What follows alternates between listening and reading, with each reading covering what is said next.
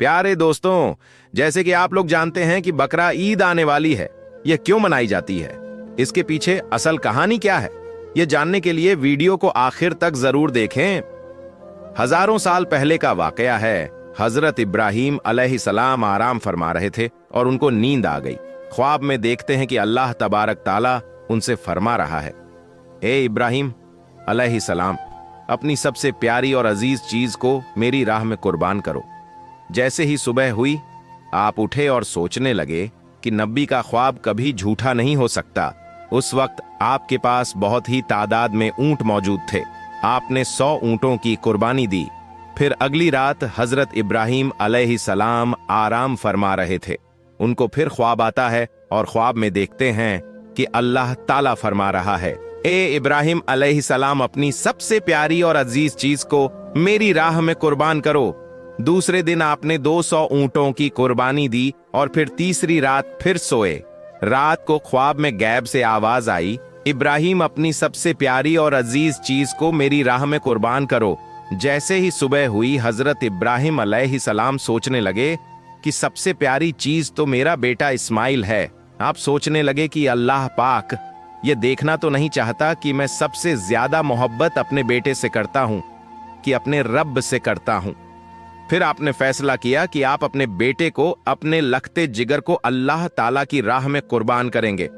हजरत इब्राहिम अलैहिस्सलाम अपनी जोजा ए मोहतरमा हजरत हाजरा अलैहिस्सलाम के पास आते हैं और उनसे फरमाते हैं, हाजरा, आज इस्माइल को तैयार करो, इसे घुस कराओ और खुशबू लगाओ, उसको नए कपड़े पहनाओ। आज हम अपने दोस्त की दावत पर जा रहे हैं। यह सुनकर हजरत हाजरा बहुत ही खुश हुई और हजरत इस्माइल अलैहिस्सलाम को तैयार किया, नए कपड़े पहनाए।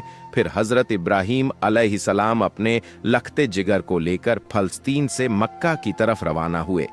तभी पीछे से शैतान आता है और हजरत हाजरा से कहता है कि हाजरा, तुम्हें पता भी है कि तुम्हारे बेटे को इब्राहिम अलैहिस्सलाम कहां लेकर जा रहे हैं?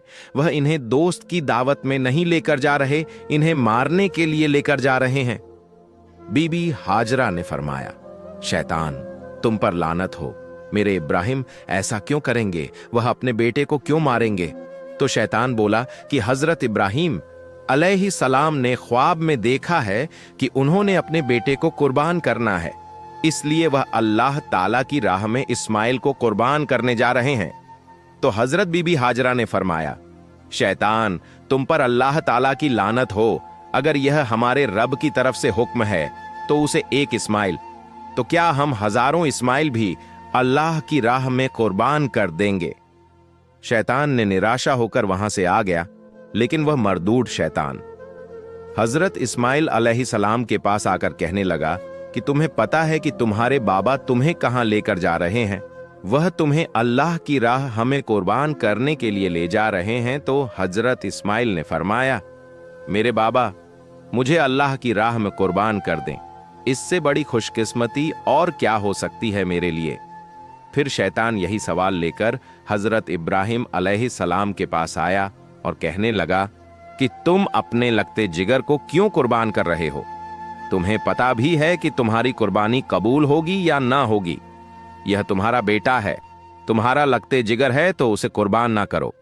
फिर हजरत इब्राहिम अलैहिस्सलाम पत्थर उठाकर शैतान को मारते हैं और उसे लानत देते हैं। बताया जाता है कि तब मक्का शरीफ में हज के दौरान शैतान को पत्थर मारा जाता है।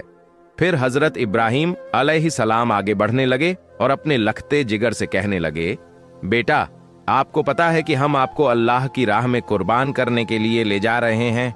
तो हजरत इस्माइल अलैहिस्सलाम ने फरमाया कि बाबा जान, मेरे लिए इससे बड़ी खुशकिस्मती और क्या होगी कि एक अल्लाह के नबी मुझे अल्लाह की राह में कुर्बान करने के लिए ले जा रहे हैं।